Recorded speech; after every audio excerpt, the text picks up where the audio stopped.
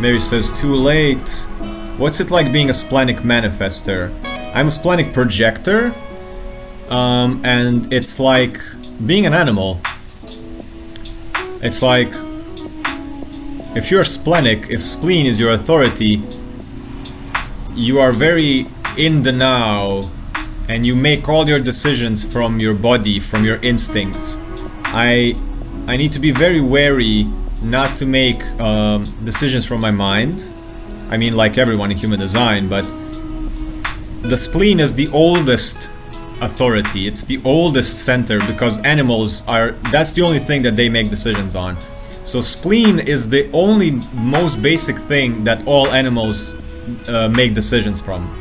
And I make decisions based like that. So if you watch a documentary, you see a panther like prowling. It's awareness. It's complete and utter total presence and awareness in every moment in the body, and feeling every step with your skin, with your cells, with your splenic, your lymphatic system, sort of listening to every single vibration, listening, like really prowling through life. And I'm like, I'm very connected to my fear. So I'm a very fearful being, but not in a sense of like I'm a coward or like I'm walking around like this. I'm very in touch with my fear because that's how I make decisions.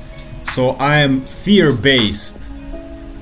My motivation is guilt, human design-wise, and it doesn't mean that I'm guilty for everything. It just means that I'm fixing-oriented. I'm oriented on fixing things with my bare hands, with my energy. Have a wonderful day, Katya. Thank you for coming. If you can connect me with your sister, that'd be amazing. Enjoy your day. Come back tomorrow. As always, you're starting to become a regular. That's amazing. Not cautious. Yeah, cautious, but spleen also means being very okay with fear. So that means I walk down the street and I feel something and I'm just and I look at what it is, but I don't look at it fearfully. I just feel the fear and then I go into my panther mode. So fearful would be like, oh my god, what is that? And then I have to be paranoid. Oh, what is that? I have to be paranoid. It's like I feel the fear, I feel my skin crawl, and then I go into... What was that? Okay, that was a car. Okay. I'm safe again. It's just a sign, yeah. You know the saying, you throw a stick with the dog, and the dog chases the stick, and you throw a stick at a lion, and the lion looks at you, looks at who threw the stick. So that's the difference. I need to be the lion. That's the spleen. I need to feel the fear and look at what it is, and then be okay with it. So it's a constant readjustment. So I can't turn it off. So I'm motivated by guilt. That's just a terminology in human design, Steve.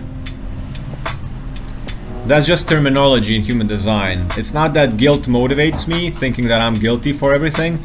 It's just a term in human design, meaning that I'm motivated by what can I do to make things better. That's my motivation. I have my skills, and my motivation is how can I use my skills to improve things in my surroundings. And it's only called guilt in human design. It's not like, oh, I'm guilty, I need to do things to not feel guilty anymore. It's just something that's called motivation guilt.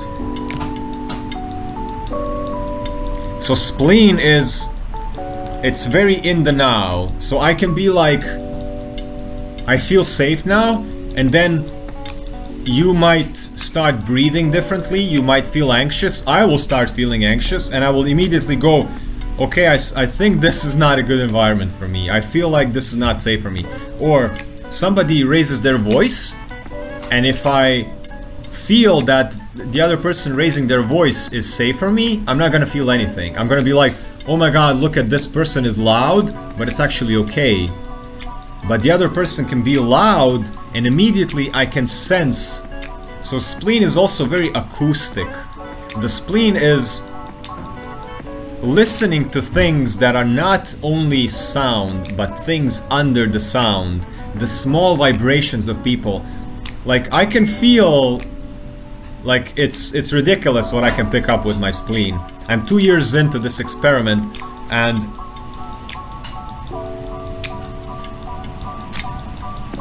Like, I work with clients in one-on-one on Zoom, and I can pick up a lot of things through body language, through looking at people, and through their voice. But if you're in the same room with me, like, I can feel my girlfriend's emotions before she does.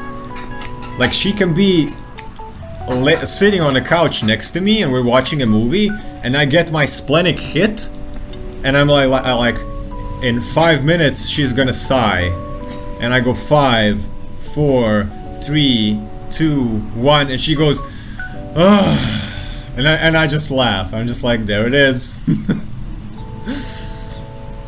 Or like she's sitting on her PC doing something, and I'm sitting on my PC, my back is turned, and I get my splenic hit, and I'm like, okay, in 5 seconds she's gonna get up, and she's gonna be angry and frustrated that like she's been sitting for a long time. So I've sensed frustration with my spleen, and I'm gonna go like 5, 4, 3, 2, 1, and she's like, oh, I can't do this anymore. I've been sitting for 2 hours, and I'm like, okay, that's it.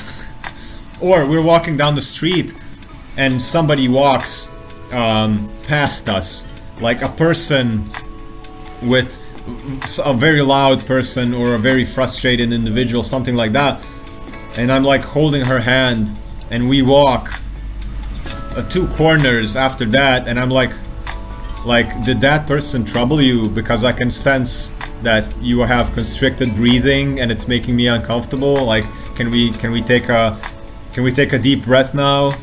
Can we reset now so I can get out of my spleen, so I know I'm safe? Because the spleen does not explain what is wrong. The spleen just says danger, danger, danger, danger, danger. It doesn't say what is wrong. It just says something is wrong.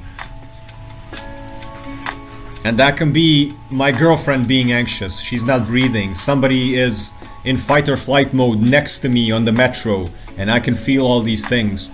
And it's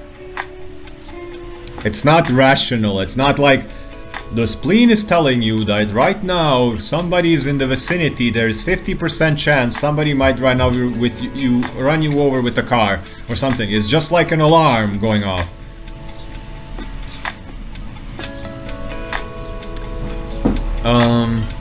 Let's see.